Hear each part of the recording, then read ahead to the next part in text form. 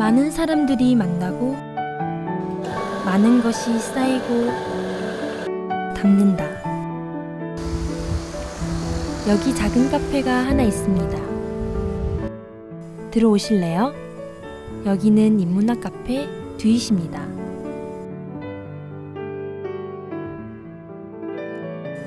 달달한 커피향 사이로 기분이 좋아지네요.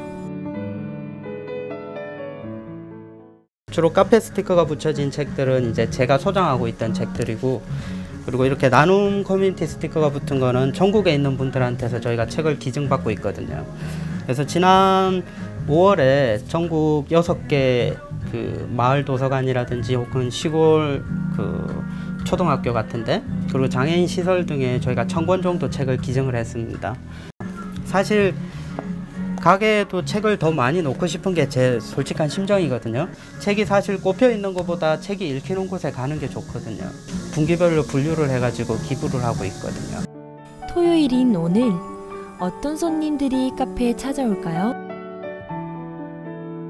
오늘은 휴먼 라이브러리가 있는 날. 말 그대로 인간 도서관이죠. 살아있는 책을 빌려주는 것을 말하는데요. 단 집에는 가져갈 수 없습니다. 오늘의 휴먼북은 변선주 선생님입니다. 휴먼 라이브러리 듀잇은 아주 평범한 얘기로 시작을 합니다. 대신 이제 우리 주변에서 소소한데 조금 깊이 있는 얘기를 나눌 수 있는 자리를 좀 마련하거든요. 그래서 실제로 어떻게 운영이 되고 있는지 궁금해서 네. 확실하게 알려드릴게요. 제가 살아온 얘기 해드릴게요. 저는 이런 그냥 평범한 가정에서 컸어요. 아빠는 선생님이셨고, 그런 평범한 가정에서 컸고, 남들과 나를 비교하지 말고 꿈을 향해 천천히 전진하자. 오늘의 휴먼북 이야기에 모두들 빠져듭니다. 오늘 휴먼북 대출을 신청한 남자가 있습니다. 인문학이라는 것과 이런 문화적인 것들이 어떻게 보면 사람들에게 되게 많은 생각을 많이 하게 해주는 요인이 돼요. 사람이 생각을 해야지 사람이거든요. 근데 그러한 생각들이 어디서부터 나오게 되냐면 그런 책에서부터 나오게 되더라고요. 그래서 항상 책을 끼고 살고 있고, 또 책을 굉장히 좋아하는 한 사람으로서 이런 인문학적인 관점에서 바라봤을 때 이런 문화 콘텐츠가 앞으로도 부산에 많이 정립돼서 이렇게 많은 사람들이 같이 소통할 수 있는 문화의 장이 됐으면 굉장히 좋겠다는 생각을 가지고 있습니다. 이렇게 오늘의 휴먼북을 반납합니다. 곧 인디 영화 모임이 있어가지고 저 이제 조그만한 빔인데 빔 프로젝트 연결하고, 그다음에 암실처럼 커튼 쳐가지고 어둡게 만들려고 하고 있거든요.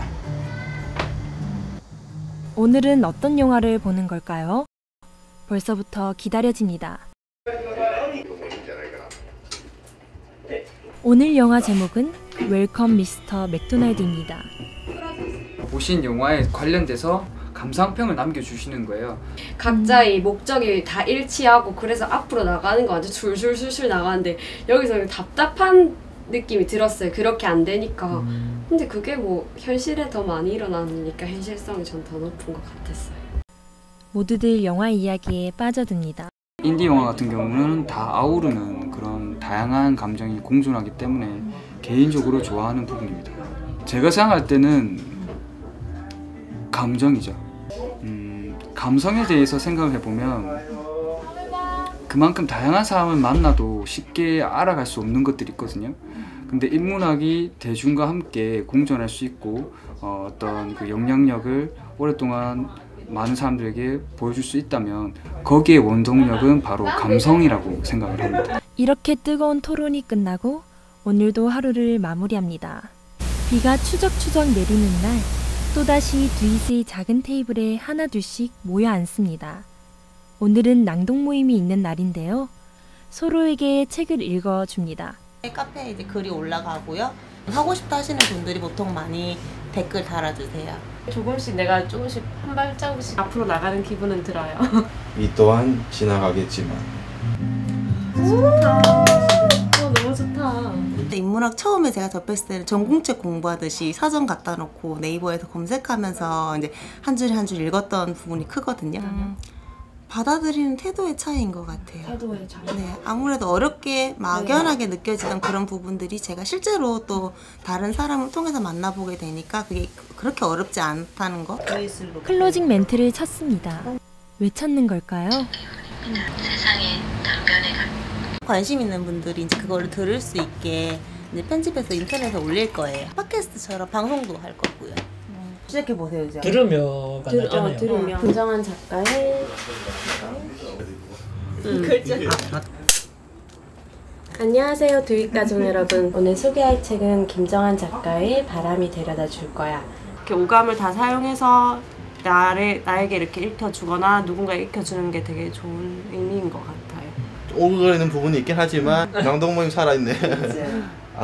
이렇게 함께 읽고 웃으면서 낭독 모임은 무르익어 갑니다. 낭독 모임 사람들이 떠나고 그 자리에는 글쓰기 모임에 참석한 은미 씨가 보입니다.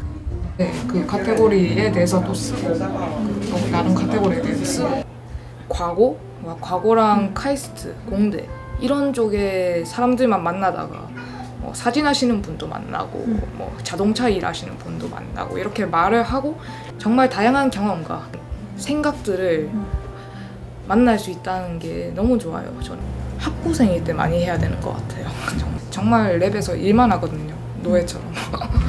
그 생각을 바꿀 수 있는 그런 강의를 들어본다거나 아니면 이런 데 참여해서 정말 많은 사람들 만나보고 그런 걸 자기가 직접 찾아야 되는 것 같아요. 오늘은 교수님을 뵙고 인문학에 대해 들어봤습니다.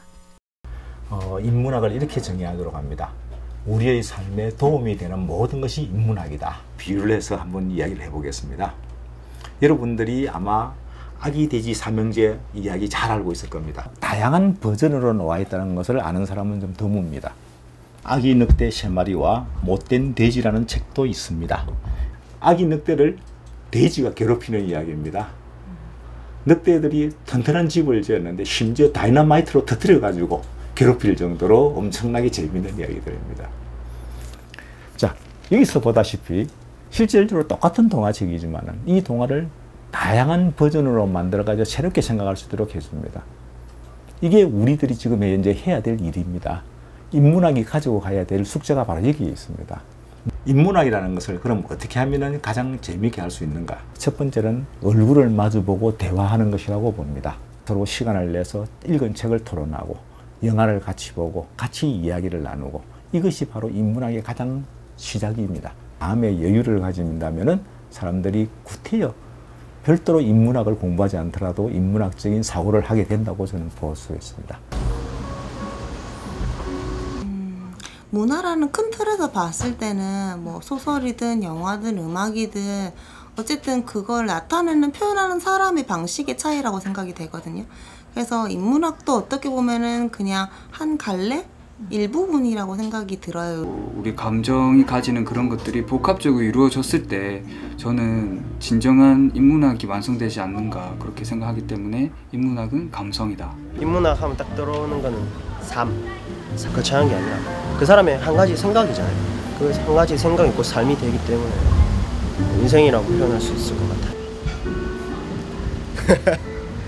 과정을 거쳐서 커피를 내린다. 사람을 담았다. 인문학을 알기 위해 돌고 돌았다.